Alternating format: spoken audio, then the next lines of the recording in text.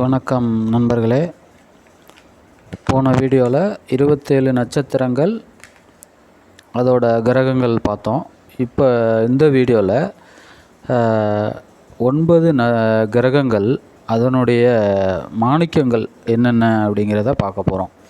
அதாவது பார்த்திங்கன்னா சூரியன் அப்படின்னு எடுத்துக்கிட்டிங்கன்னா அது வந்து மாணிக்கக்கல்.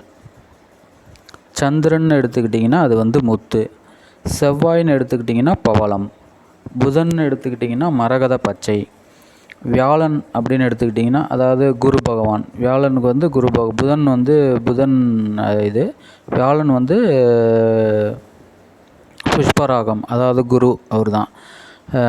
சுக்கிரன் பார்த்திங்கன்னா வைரம். சனி நீலக்கல்.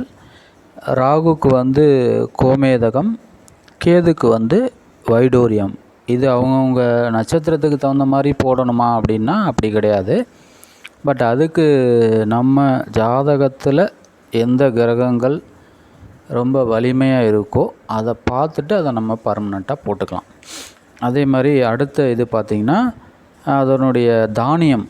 ஏன்னா ஏன் தானியம் சொல்கிறேன் அப்படின்னா, இப்போ நான் அடுத்த வீடியோவில் என்ன சொல்ல போகிறேன்னா, இந்தந்த கிழமையில் இந்தந்த தானியங்களை கொடுத்தீங்கன்னா உங்களுக்கு வருமானம் வரும் அப்படிங்கிறதுக்காக அதை சொல்ல போகிறேன். இதுலேயே உங்களுக்கு என்ன கிரகத்துக்கு என்ன தானியம்ங்கிறத சொல்லிடுறேன். சூரியனுக்கு கோதுமை. கிழமை ஞாயிற்றுக்கிழமை. சந்திரனுக்கு நெல் பச்சரிசி மாவு அது மாதிரி கொடுக்கலாம். அது திங்கக்கிழமை. செவ்வாய்க்கு செவ்வாய்க்கிழமை. அது துவரம்பருப்பு. புதன் புதன்கிழமை பச்சை பயிறு. குரு வியாழக்கிழமை கொண்டக்கடலை. சுக்கிரன் வெள்ளிக்கிழமை மொச்சை. சனிக்கிழமை எள்ளு.